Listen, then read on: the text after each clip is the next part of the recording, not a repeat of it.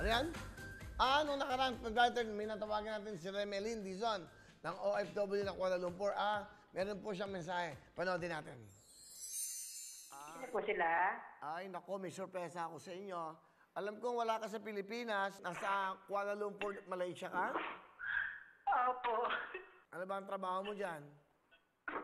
Waitress po, sir. Naka-lockdown po kami ngayon. Wala pong trabaho. Ang mga anak mo, nasaan dito? Nasa nanay ko po. Siya po'y nag-aalaga.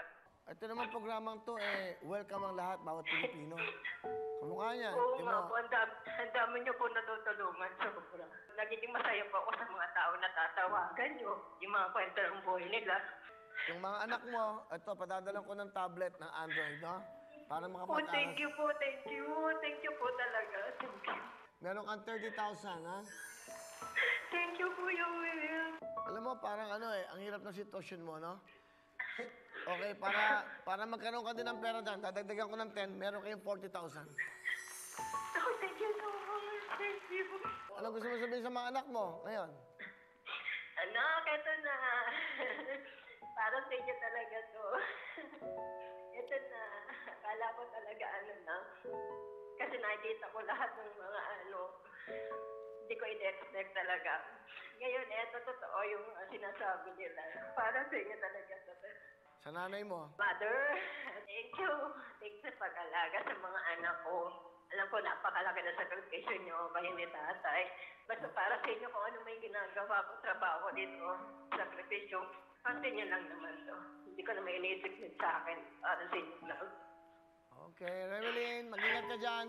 Okay. Thank you, Kuya Will. Thank you so much. Bye-bye. Di ba? Mga kwentong tunay. Ito po, totoo. Yung mga sabi, ito na. Totoo pala. Totoo lahat to. Hello po, Kuya Will. Ako po yung tawagan nyo last February 3. Napakalaking tulong po yung blessings na na-receive ko on that day. Especially na lockdown kami on that whole month. Talaga pong natutulungan nyo lahat. Napakalaking tulong sa parents ko, sa mga anak ko, dahil on that month, hindi po talaga ako nakapagpadala. Kaya, from the bottom of my heart, Kuya Will, mula dito sa Malaysia, Kuala Lumpur, thank you to Wawawin, GMA, and to all the sponsors. Thank you po talaga. Thank you so much. Yan si Remelin Dizon, OFW ng Kuala Lumpur, sa Malaysia po siya. Mahirap talaga ang buhay ng ating mga OFW. Of course, ng mga babayan natin. Kasi syempre, iniiwan ng pamilya nila para makapagtrabaho, para mabigyan ng magandang buhay. Kaya nakakatuwa naman, medyo maghanap din tayo ng mga nasa abroad, ang tawagin natin. And anyway, congratulations, kahit pa paano, 40,000 ang binigay natin. That was February 3 ba yan?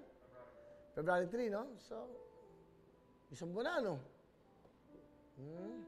Tatawag pa kami. Hindi kayo mag-alala, hindi lang sa Pilipinas. Hello mga kapuso! Ako po si Ipon. Minabati ko unang-una dyan mga kaipo natin, mga kaskwami ko dyan. Nagustuhan nyo ba ang video na to? Marami pa kaming inanda para sa inyo. Mag-subscribe lang sa Wawawin YouTube channel. Tsaka, don't forget to hit the, the bell button para lagi ka updated. Yun lang!